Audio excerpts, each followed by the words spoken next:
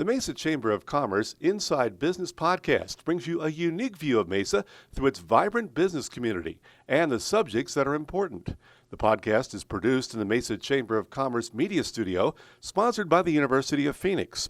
Our podcast is hosted by Mesa Chamber of Commerce CEO Sally Harrison. Please enjoy this episode of the Mesa Chamber Inside Business Podcast. Hi, I'm Sally Harrison, President and CEO of the Mesa Chamber of Commerce. And today in our podcast studio, we have a candidate.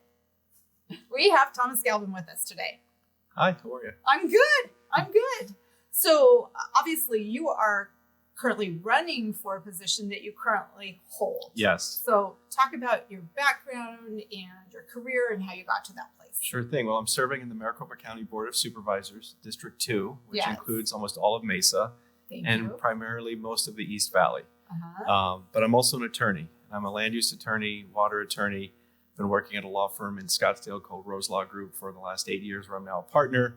But I'm originally from New York City. I grew up in the city, used to take the subway to high school every single day. Oh my gosh. Yeah, a lot of stories there. I can And imagine. I grew up in the city, but I came out here to visit.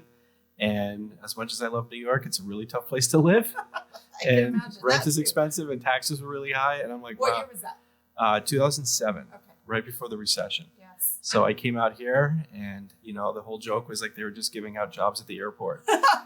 And so Okay. sure enough, I got laid off twice in the Great Recession, but I loved Arizona so much I stayed. Good. And now I really enjoy being on the board. I was only appointed just 7 months ago, Right. which feels like 7 years ago Yes, I in can December.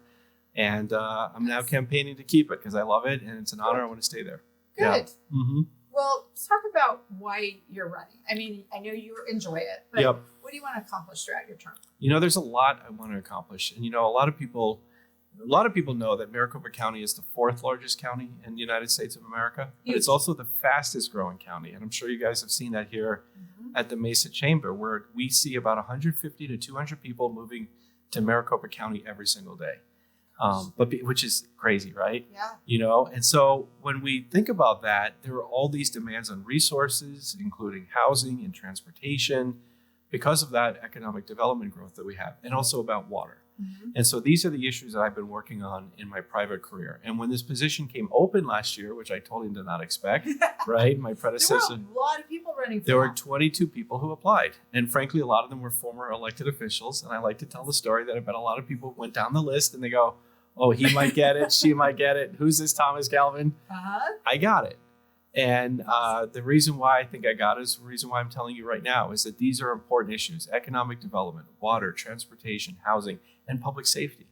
People are very concerned about crime and the rise of violent crime. And these are all the issues that in some way, shape, or form I've had experience with. But I told the board, because they select their colleague, Right. hey, if you want me to work with you, these are the issues that I want to tackle.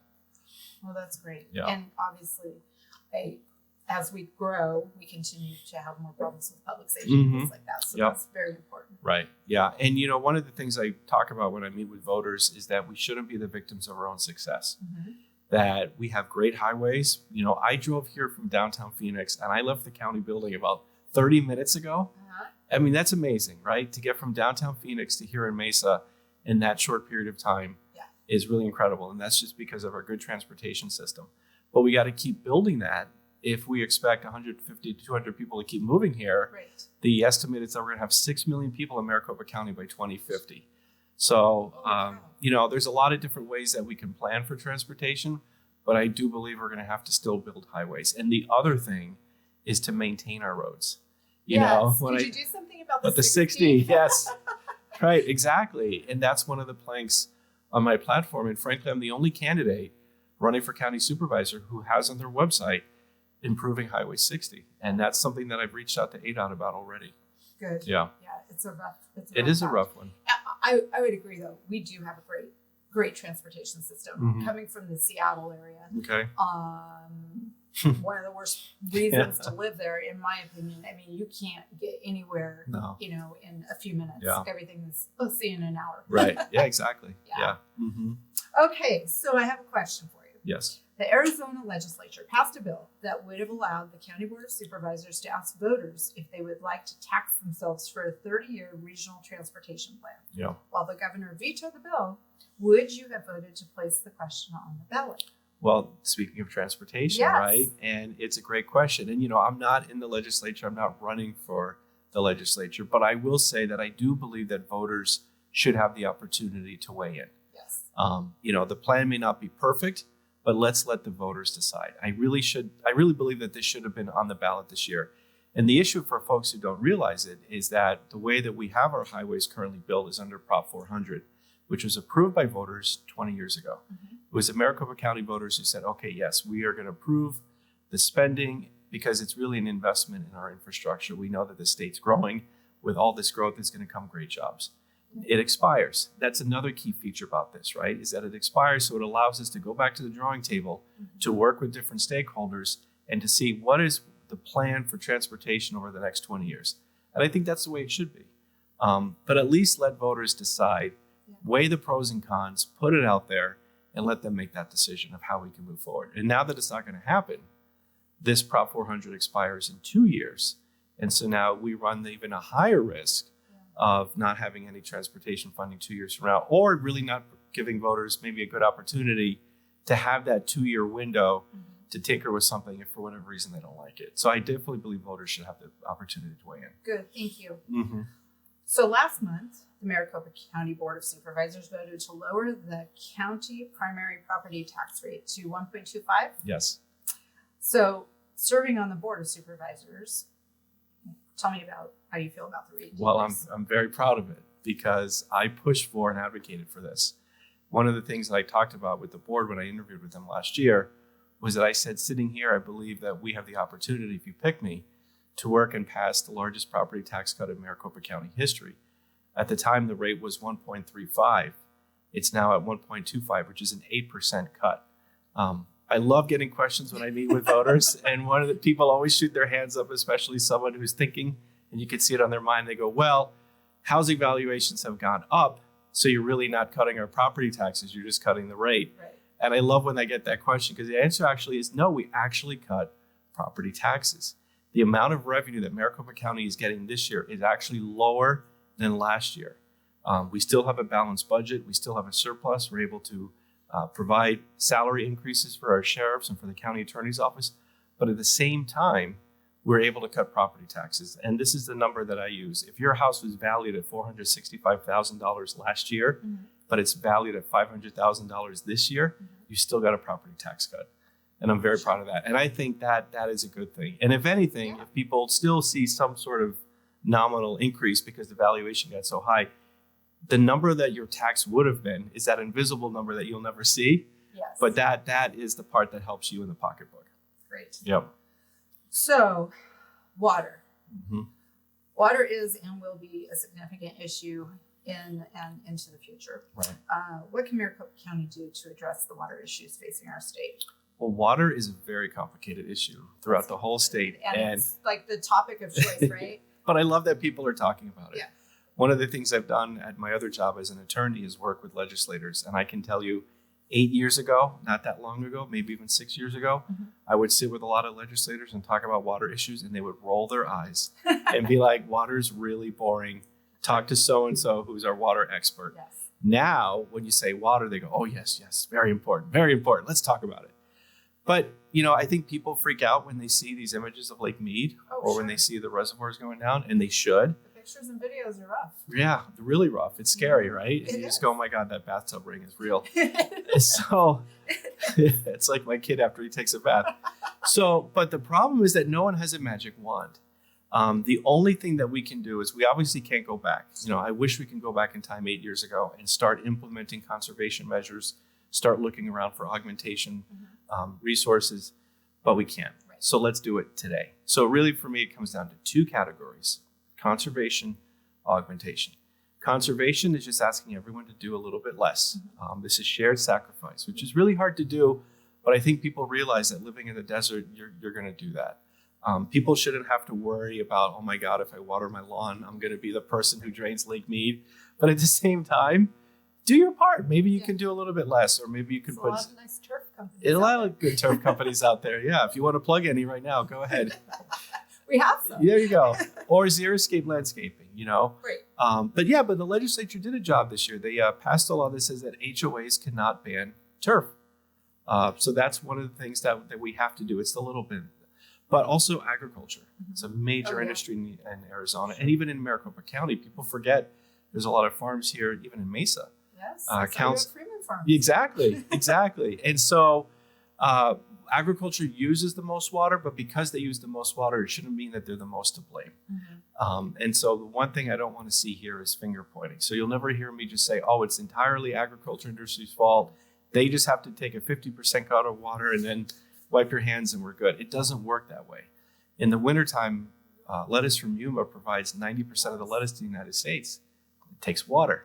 So we can't just do that. And there's a lot of jobs. It's $1 billion industry. But if we work together, and I think whoever's the next governor, and I hope there's one in particular, but so they have to just get people together in a room and say, hey, let's figure this out. But in terms of Maricopa County, I think working with different cities, talking to different cities, what I really enjoy my role as a supervisor is that I believe I'm a facilitator. Yeah. I can't tell Mesa what to do. I can't tell Scottsdale what to do, but I can have a meeting with the mayor of Mesa and the mayor of Scottsdale in the same afternoon, which is what I've been doing. And so, yeah. And so the augmentation part comes in. Governor Ducey just signed that legislation providing for $1 billion for a desalination plant. Like that's a really bright, smart strategy. And so we're going to need, big creative ideas like that to come down the pike. Well, I'm sure there will be plenty more to follow about water. Arizona Senate conducted a forensic audit of the 2020 Maricopa County election. Yeah. I know, but I have to ask this. Of course, bring it. So the findings reported stated there were no substantial differences between the hand count of the ballots provided and the official election canvass results for Maricopa County. Yeah. All right. In your opinion, did the Senate get it right? Yes. Good. Cyber ninjas, they got it right. It's over. Not one person has ever brought a piece of evidence to say that there was definitive fraud in the 2020 election. If anything, people believe that our election system should be more tightly secured. So let's implement some reforms. One thing I'm absolutely against, and it's already against the law, is ballot harvesting. And I think that just provides, if people saw ballot harvesting going on, I think that would sow confusion and dissatisfaction with our election system. Sure. So that's one thing I'm adamantly opposed to. I actually am also opposed to out-of-state people being ballot observers. Yeah. I just think that's absolutely crazy. When I voted 2 years ago, I met some young people who told me they were from California. And I was like, why are you overseeing our elections? So that's something else that I absolutely am objected to. But overall, I tell people my campaign is about the future, not the past. I would love to talk about 2020, but to me, it's over. It's been done with. There was actually a court case last week where one of the cyber ninjas testified in downtown Phoenix, and he said, hey, there was nothing. We found no fraud. But I worry about 2022. I worry about 2024, especially since the United States watches Arizona. People don't realize that we are always in the national eye. And then if they're watching Arizona, they're watching Maricopa County. And I'm very proud of our recorder's office, our elections director who reports directly to the board. I just came from a meeting this morning where we talked about next week's election. So I feel really good about it. I think it's going to be run really well. August 2nd. It's hard to believe that we are there already. Yeah. It's crazy. Well, thank you, because I know that you're tired of that. But. So I can't have you leave without talking about redistricting. Yes. Because obviously that's been a big thing for you and for Mesa. Yep. Fascinating. I come in here a few months ago and I dealt with a lot of issues, but redistricting is one that only comes every 10 years. And people know about the IRC, the Independent Redistricting Commission. The county supervisors are not subject to the IRC. They draw their own lines. And I say they, but I mean we. Yes. We draw our own lines. So it was a very good collaborative, but sometimes I have to be frank, an awkward process. Sure. Because you're working with your colleagues on taking neighborhoods or moving boundary lines and shifting resources. Jack Sellers and I represent the East Valley, and he and I work really well together. He's a former Chandler councilman. He loves Phoenix Mesa Gateway Airport. I love it as well. But he got it now in redistricting. Did you do rock, paper, scissors for that? I should have. And I'm kind of like, I was like, oh, okay. But now I represent ASU. Nice. The lines are almost the same, but there's some significant changes. I do represent now the northern third of Gilbert, north of Elliott Road. But once the new lines come into place, Jack Sellers is going to have all of Gilbert. But now I get all of Mesa. Yay. And my wife and I love going to the Asian district. And when I told her that, and when I told her that I have the Asian district now in my district, she was really excited. Good. And she's like, this is great. And then that was a really interesting process. And one of the reasons is because Maricopa County has grown so fast. So we each represent, after this is done, 885,000 people. It's larger than the congressional district. That's huge. Yeah, and I think it's a testament to us being what we call a professional board, 5 business-minded people who work well together for the good of the county, that we're able to do that within a couple of weeks. I think was a really good outcome. That's awesome. So just curiosity, how big of a staff do you have to handle 885,000 constituents? I have 2 staff members, a chief of staff and a deputy chief. Holy and cow. that is it. And frankly, a lot of times I'm just doing it myself. Because they got to stay in the office and they got to handle a lot of issues. And I just go out there. And also my district physically is huge. It stretches from Cave Creek to Gilbert to the airport. And I crisscross it every single day. So I have met with every single mayor, most of our council members in our district, a lot of stakeholders. We also have the Salt River Pima Indian community and the Fort McDowell Yavapai Nation community. And I reached out to them and said, I would love to take a tour, visit with you guys. And it was great. Salt River Pimas had me out for a 3-hour tour. Fort McDowell had me for a 2-hour tour. And the Fort McDowell Nation president, she said to me, you were the first county supervisor to come visit us in person. Oh, wow. And I was like, no way. And the vice president, he looked at us, yes, you are. You're the first person to come out and visit. And they thanked me. Yeah. And I said, I wouldn't see it any other way. To know your district is to go out and see the district. Yeah. So I have a good working relationship with all of them. Anything else you want to talk about? No, I just... You could probably talk all day. I probably could. I talk a lot. Just to say that it's been an honor working as a county supervisor now for the last 7 months. I've been really impressed, most of all, by the employees. You know, we have a $4.4 billion budget. It's huge, but it's a lean budget. It's a very good budget. Half of it is for public safety. This is Sheriff Paul Pinzone's office, and then Rachel Mitchell, our county attorney. And we all have to work well together. The county board of supervisors allocate the money, which means that the sheriff and the county attorney have to tell us what they need. And so when they say we need X, Y, and Z to fight crime, we said absolutely, happy to do it. And so we raise salaries for our sheriff deputies, we raise salaries for our county attorneys. You know, in this age of inflation, where Joe Biden's economy is just absolutely crushing our county, we actually have the highest inflation in the country. The fear is that county attorneys can either leave their office and go work at a big law firm or even leave the state. Deputy Sheriff's Office, he has to, match other agents. The Sheriff's Office, they say to me like, hey, Phoenix salaries are X, Mesa salaries are X. So we help them out in that respect. Yeah. Good.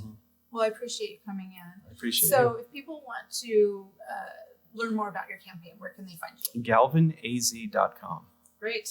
Yep. All right. And I got all my issues, and you can send me an email if you have any questions. And you're on early ballot. And I'm on the early ballot. Yeah. Yep. Good. Yep. All right.